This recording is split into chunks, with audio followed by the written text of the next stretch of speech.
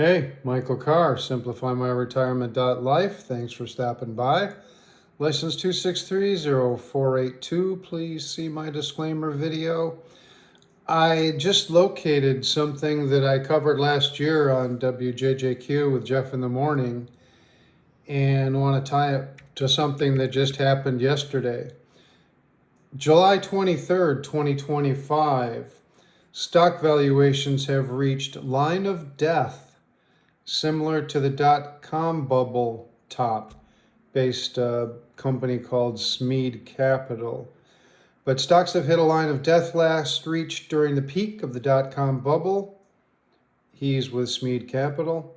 In an interview with CNBC, he pointed out that inflation-adjusted price-to-earnings ratio, the cost of a stock based on how much money it makes, has matched that of the dot-com era, including companies like Nvidia, Microsoft, Apple, Amazon, Google, Facebook.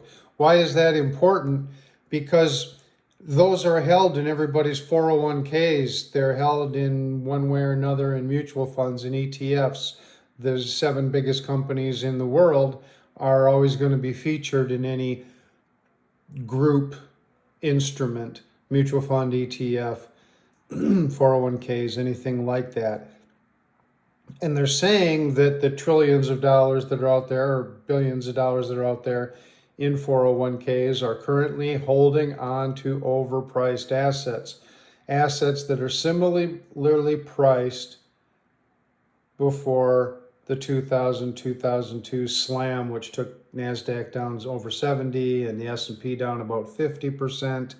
That's what they're referencing. Now, bring that forward to today. When you go out and you buy stocks mostly, but you may have heard of the word margin.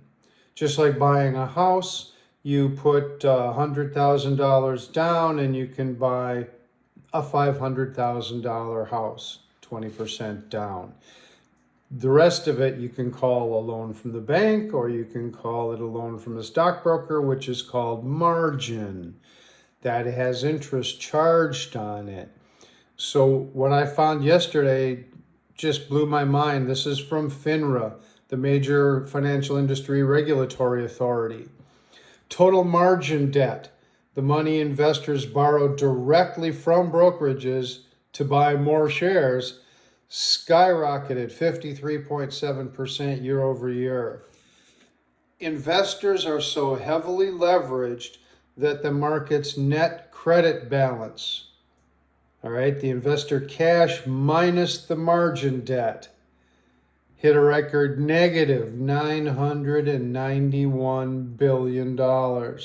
That means that retail investors, you and I, other people that have 401k money or just private investments, collectively owe nearly $1 trillion more than we actually have in cash. So I'm talking to y'all. Y'all out there are overextended by nearly $1 trillion, and that happens at peaks. Again, I've said this in other videos. When a bubble occurs, the professional investors start to get out. That lowers the stock prices. Retail investors, individual investors see that price coming down and they think it's a deal. It's fear of missing out, FOMO. Now retail investors jump up and the professionals are out. And now the retail investors are up here in this helium atmosphere I just described. And you're the ones that take the beating when it finally comes down. The professionals got out, you thought it was a deal, you put your hard-earned money in there, and now you're at risk based on history. These aren't promises, these are just pointing out things I see that lead me to believe that, yes, these are signs of a possible recession, but I think there's more, because there's a real belief behind this that all the news says is going to be shattered, and that's the belief in AI, that AI is coming to, like underdog to save the day, bring efficiencies. We hate that it's taking jobs, but we hope it creates new jobs and it brings cost savings. But it's not showing. BlackRock says not for at least 10 more years. Thanks for stopping by. Take care.